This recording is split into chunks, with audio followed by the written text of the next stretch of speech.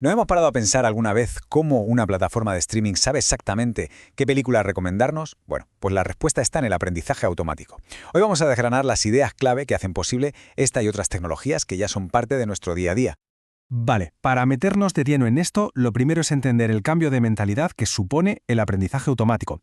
Ya no se trata solo de dar órdenes a un ordenador, sino de enseñarle a aprender de la experiencia. Vamos a ver en qué consiste este cambio tan fundamental.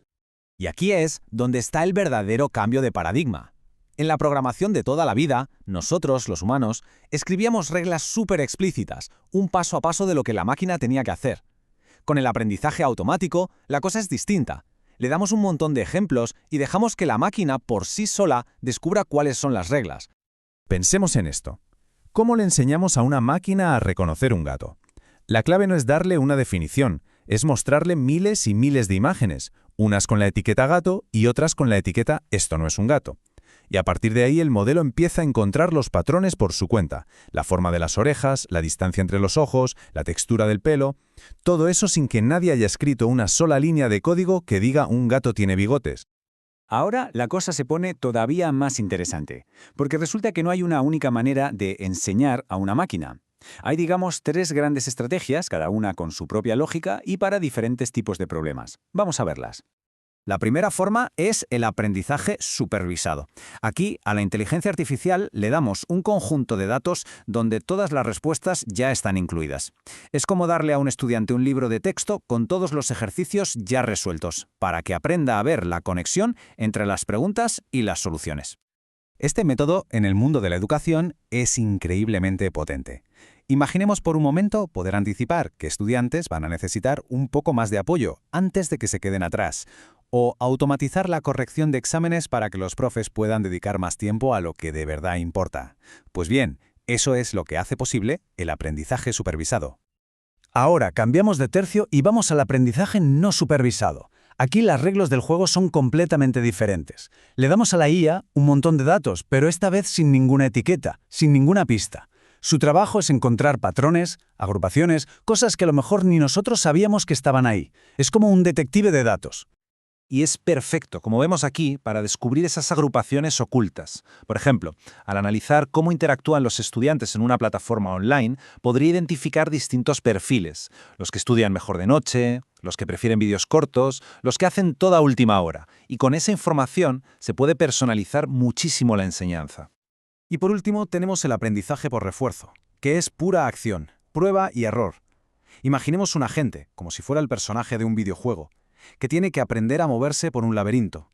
Cada vez que acierta, premio. Cada vez que se choca contra un muro, penalización. Con el tiempo, aprende cuál es el camino que le da más recompensas. Este enfoque es el que impulsa los sistemas de aprendizaje que de verdad se adaptan a cada persona. Podría, por ejemplo, ajustar la dificultad de un juego educativo en tiempo real para que siempre sea un reto, pero sin llegar a frustrar. O podría simular un laboratorio de química virtual donde cada acción tiene una consecuencia realista, permitiendo aprender de forma segura.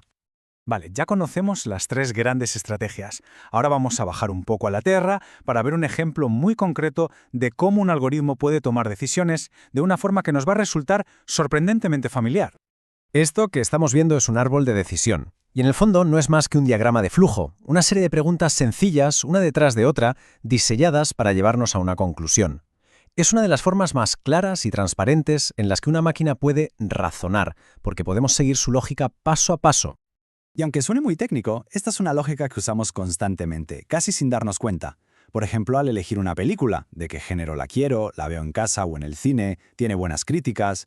Este ejemplo tan simple nos muestra perfectamente cómo podemos programar una máquina para que razone de una forma muy parecida a la nuestra. Pero claro, no todas las decisiones son tan sencillas. ¿Qué pasa cuando el problema es mucho más complejo, como entender el lenguaje humano o reconocer una cara entre una multitud? Para eso necesitamos un enfoque que se inspira nada más y nada menos que en el cerebro humano. Y aquí es donde la cosa se pone fascinante. Entran en juego las redes neuronales artificiales. El nombre ya nos da una pista, ¿verdad?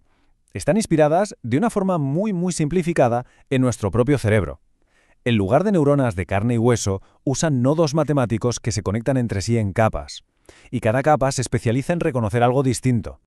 Y cuando cogemos estas redes y apilamos muchísimas capas, una encima de otra, como se ve en el diagrama, es cuando hablamos de aprendizaje profundo, o deep learning.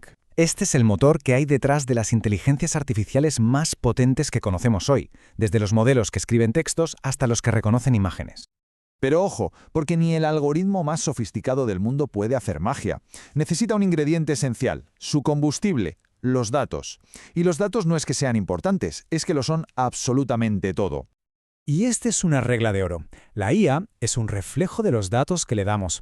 Un modelo solo puede ser tan bueno, tan justo y tan preciso como los datos con los que lo hemos entrenado. Si los datos son malos o no son representativos, el modelo también lo será. Si los datos con los que entrenamos a la IA están sesgados, el modelo no solo aprenderá esos sesgos, sino que puede llegar a amplificarlos. Por ejemplo, como vemos en la tabla, si un modelo para predecir el abandono escolar solo se entrena con datos de colegios de ciudad, sus predicciones para estudiantes de zonas rurales seguramente no sean nada fiables. No es que el modelo sea malo, es que no tiene la información correcta para hacer bien su trabajo. Y por eso mismo, es fundamental que seamos realistas. Estas herramientas, por muy potentes que sean, no son infalibles. Tienen sus puntos ciegos, sus limitaciones, y es muy importante que las conozcamos y las tengamos en cuenta.